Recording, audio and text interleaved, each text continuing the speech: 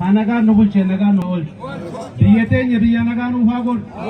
Yaa Waaqa guyyaa bara 8 irraa ka 80 fuulduraa Waaqa mijuu nu deebifte warra gartee gadaa fuudhu kanallee of oolchi. Gaarii gartee waaqni haa ta'u. Nuti jennee waaqni haa jiru. Guyyaan irraan tanaa kun guyyaa seena qabeessa carcar keessa bu'u handhuura carcaritti sirni gadaa halangee dabarsuu eebban jalqabuun isaa guyyaan irraan tanaa kun guyyaa kaaniin adda waanta godhuuf kanaafuu Oromoon marti leel haa taatu jenna.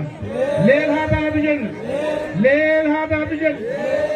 Guyyaan irraan tanaa kun Oromoon eebban sirna gadaa itu humban afran qalloo karrayyuun jechaadha. Kalee isa odaa kana jalatti gaggeeffataa turanii eega sirna gadaa bittaan dhufee addaan kukkute arraan tan ammoo carcar ona ituu keessatti sirna gadaa ituutiin gaggeeffamaa jira jechaadha.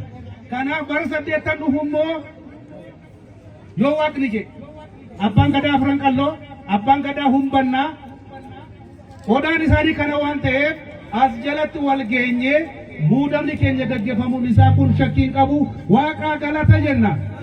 Waaqaa galata hundee sunsumni sadeen ituun afran qalloo humbanni odaan biraa waan jireef odaan kana waan ta'eef ammaaf ammoo abbaan gadaa afran qalloo jira abbaan gadaa humbannaa jira abbaan gadaa ituu jira sunsuma sadeen jedhamanii jechaadha. Kanaafuu odaan bultuun seenaadhaan quxisuu ta'ee amma immoo bakka 8 keessatti gaggeeffamu gojoo 8 jechaadha.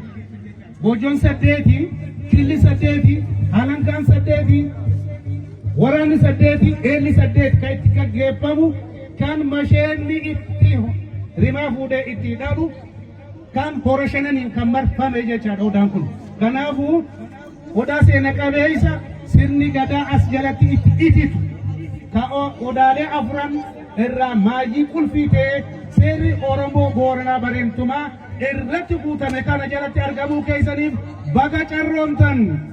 Odaan gartee kan Oromiyaati baga carroomtan. Kanaafuu guyyaan irraan tana eebban banamee akkuma eebban banamee fuullaa horaa bulaa dagaagaa abbaa baraas taadii roobaa hortaa barii bultaa barii urfoo waaduu haadha nagaa maatiin burduuf yoo waaqjee horaa bulaa nagaarra gala. Rabbina hawwat abbaa baraas taadii roobaa bultaa barii haaranii haabulanii urfoo waaduu haadha nagaa maatiin burduuf yoo waaqjee horaa bulaa deemalaa gadaa qofa qabdu. Rabbi galanya hado amma dia amma takana kita sakitkan akan Rabbi hagol dia jenya negara Rabbi hagol sekumara hagol ajar kumara hagol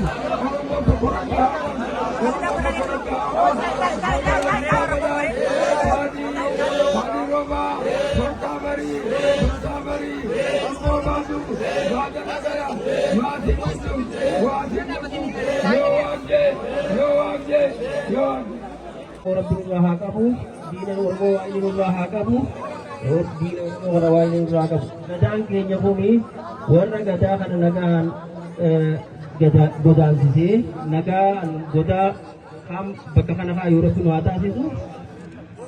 Waan gadaa keenya kaamillee wajjin nurraa haa qabu. Waan gadaa keenya kaamillee wajjin nurraa haa qabu. Vitamin gati nurraa haa qabu. Kaabaa dubbatti wajjin nurraa haa qabu. Harkaan nuti warra wajjin nurraa haa qabu. Miilaan nuti nurraa haa qabu. Sammuu nurraa haa qabu. Susuma sadian tokko wajjin nurraa haa godhu. Babadaas taadii roobaa hortaa barii urmoo baasuu dhaada nagayaa waatiin burduuf yoo yaabje gadaan kufa gabbinaa waraa bula.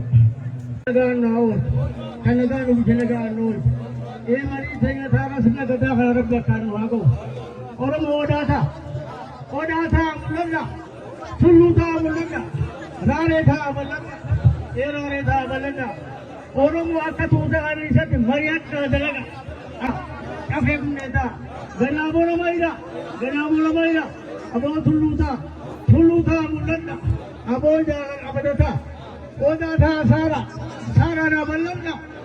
na ballanda oda jalli bishali sabuban midali akawda tisara abo sara ballanda nagaga na ballanda e warra garte arran kana ayyana kana asibu fi harra garte warra ega nubu ballatu hasena walida barsuratu ago adi am takay adi am tasiri rabbil agon oromo takarabbil agon amma goron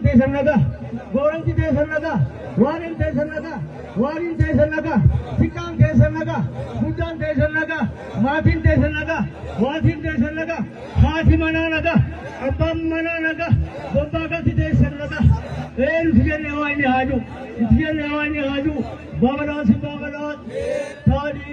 tari oba और थाबरी फुरफाबादु बादल गया वाथिम बुर्दुम और अबुरा गदन केन्यु कुफा गब्बी